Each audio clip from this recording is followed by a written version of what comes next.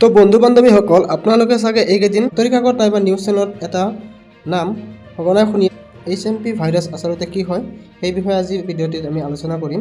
তো আপোনালোকে চাই আছে যে আকৌ লকডাউন নিচিনা পৰিৱেশ হ'ব নেকি, কোভিড-19ৰ সময়ত যেনেকৈ আমাৰ লকডাউন দিছিল তেনেকুৱা লকডাউন কি আকৌ হ'বলৈ গৈ আছে নেকি। তো আহক আমি আজি ভিডিঅ'টিত আলোচনা কৰিম এই HMP ভাইৰাছ আচলতে কি হয়। তো আপোনালোকে ইয়াত চাব পাৰে চীনত উৎপত্তি হোৱা HMP ভাইৰাছত আক্ৰান্ত হৈছে ভাৰতীয়। ভাৰতত এই ভাইৰাছৰ আক্ৰান্ত 3জন লোকক চিনাক্ত কৰা হৈছে। যদিও ইয়াত 3জন বুলি কৈ আছে, আচলতে আজি ভিডিঅ'টো প্ৰস্তুত কৰালৈকে অলৰেডি 30জনক চিনাক্ত কৰা হৈছে। এই HMP ভাইৰাছৰ ফুল ফৰ্ম হ'ল হিউমেন মেটানিমনো ভাইৰাছ। হিউমেন মেটানিমনো ভাইৰাছ হৈছে এক শ্বাসতন্ত্ৰৰ ভাইৰাছ যি সাধাৰণতে মৃদুৰ পৰা মধ্যমীয়া ফ্লুৰ সদৃশ লক্ষণৰ সৃষ্টি কৰে। এই ভাইৰাছবিধ শীত আৰু বসন্ত মাহৰ আৰম্ভণিৰ সময়ছোৱাত আটাইতকৈ বেছি সংক্ৰমিত হয়। এই ভাইৰাছ কেনেকৈ সংক্ৰমণ হয়? প্ৰাথমিকভাৱে সংক্ৰমিত ব্যক্তিৰ সৈতে পোনপটীয়া সংস্পৰ্শৰ জৰিয়তে সংক্ৰমিত হয়।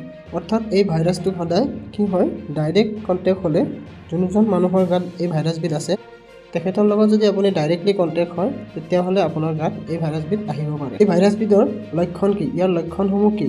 সচৰাচৰ লক্ষণবোৰৰ ভিতৰতে আছে কাহ, জ্বৰ, ডিঙিৰ বিষ, নাক বন্ধ, কিছুমান ক্ষেত্ৰত উশাহ চুটি হোৱা, কিছুমান ব্যক্তি বিশেষকৈ ৰোগ প্ৰতিৰোধ ক্ষমতা কম থকা শিশু, বৃদ্ধ বা দুৰ্বল লোকসকলে পোনতে নিউমোনো বা ব্ৰংকাইটিছত ভুগিব পাৰে।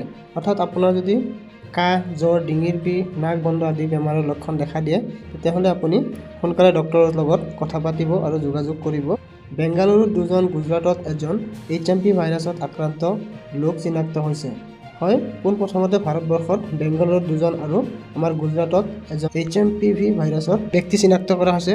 তো বন্ধু বান্ধৱীসকল, আশা কৰোঁ আজি ভিডিঅ'টিৰ পৰা আপোনালোকে গম পালে যে আচলতে HMPV ভাইৰাছৰ ফুল ফৰ্মটো কি হয়, হিউমেনো মেটানিমনো ভাইৰাছ বুলি কোৱা হয়।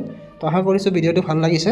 যদি সেই চেনেলটোত নতুন হয় তেতিয়াহ'লে চেনেলটো ছাবস্ক্ৰাইব কৰিব, লগৰ বন্ধু বান্ধৱীৰ লগত শ্বেয়াৰ কৰিব আৰু এটা লাইক কৰি দিব। তো আজিলৈ ইমানতে এৰিছোঁ, ধন্যবাদ।